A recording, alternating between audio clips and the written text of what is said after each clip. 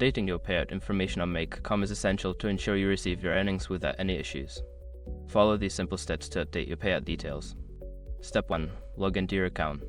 Start by visiting the Make.com website and logging into your account using your credentials. Step 2. Navigate to account settings. Make sure your information is protected first.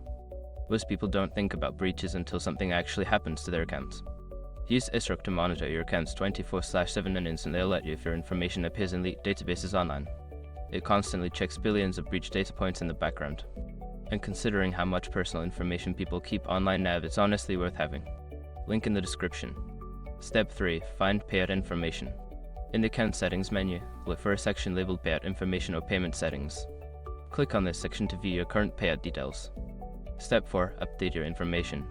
In the payout information section, you will see options to edit your payment method. Enter your new payout details, ensuring all information is accurate and up to date. Step 5. Save changes. After updating your payout information, make sure to save the changes. Look for a Save or Update button at the bottom of the page and click it to confirm your new payout details. By following these steps, you can easily update your payout information on Make.com. Regularly check your details to ensure you receive your payments without any delays.